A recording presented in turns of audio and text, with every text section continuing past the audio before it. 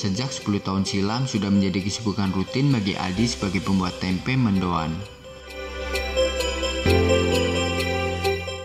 Bermula dari keyakinan dari seorang Adi, keluar dari pekerjaannya yang waktu itu sebagai tukang kredit, akhirnya ia pun sempat menganggur dan bingung akan bekerja apa. Adi pun mencoba memberanikan diri meminta nenek dari istrinya untuk ikut berjualan tempe mendoan buatan sang nenek. Bukannya mendapat dukungan ikut menjualkan tempe mendoannya, malahan Adi diberikan tanggung jawab lebih supaya belajar membuat tempe mendoan sendiri untuk dijual.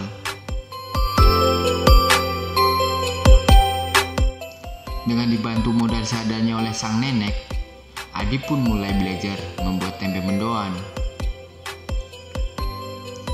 Dari mulai perendaman, penggilasan, pendinginan, dan peragian, Adi lakukan sendiri. Saat itu proses pembungkusan masih dibantu oleh sang istri.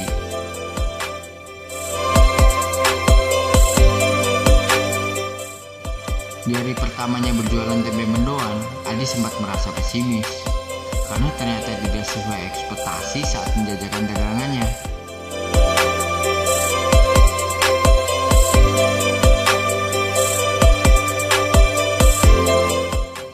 Serta belum mempunyai tempat jualan yang pasti dan sempat berpindah-pindah tempat jualan. Adi pun putus asa dalam berjualan tempe mendoannya dan terpikir untuk kembali bekerja menjadi tukang kredit.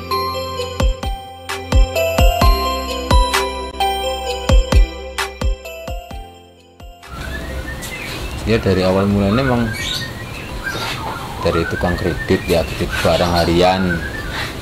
Mungkin karena jenis sih enggak, karena mungkin kayak apa sih yuk, awalnya penempatannya mungkin jauh, kan istilahnya jarak dari anak kan sudah mulai dewasa kan itu, terus kan adalah rasa lagi seneng-senengnya ditinggal kan, kesannya akhirnya udahlah keluar aja gitu, keluar mungkin lebaran kalau nggak salah itu, terus ada mungkin sebulan kayaknya nganggur, nggak punya apa intinya, nggak punya penghasilan sama sekali.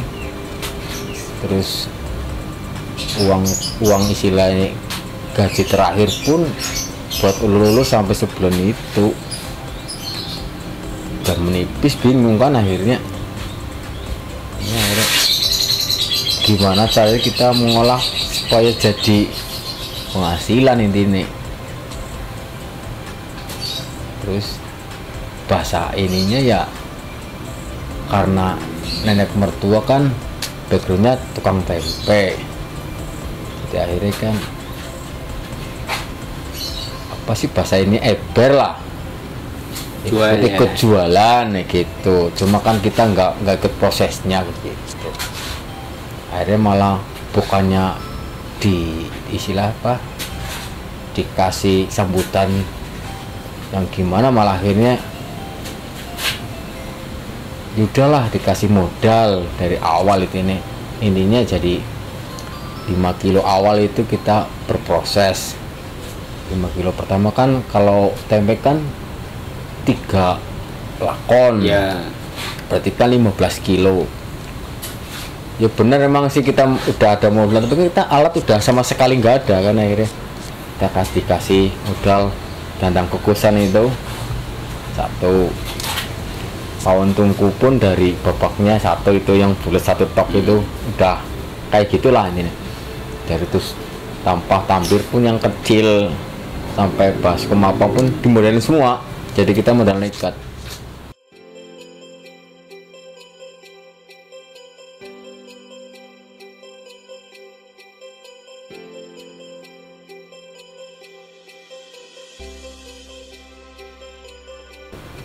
Jualan tempe akhirnya pun kita belum tahu tempat lahannya mau di mana, jadi akhirnya sempat juga ragu. Kita mau berangkat di Karangkobar 3:30, ya ciut nyali lah intinya.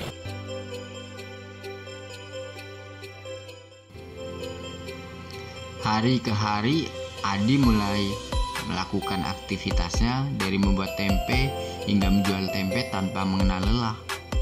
Proses demi proses pun ia tekuni hingga sekarang.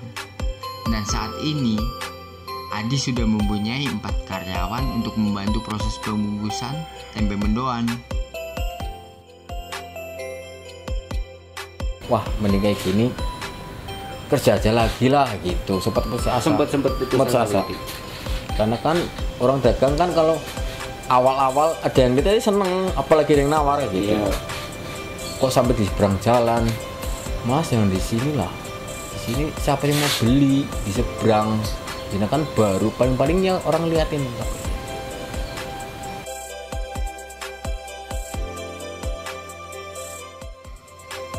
Di tahun kelima, Adi sempat menemukan titik jenuhnya dalam membuat tempe, hingga melakukan variasi dalam bentuk atau takaran tempe mendoannya. Tetapi itu bukan menjadi pelanggan puas, malahan banyak komplain dari pelanggan. Dan alhasil banyak pelanggannya yang berpindah ke pembuat tempe mendoan lainnya. Dari situlah Adi belajar untuk konsisten dalam membuat tempe dan kembali seperti semula dalam membuat tempe mendoannya.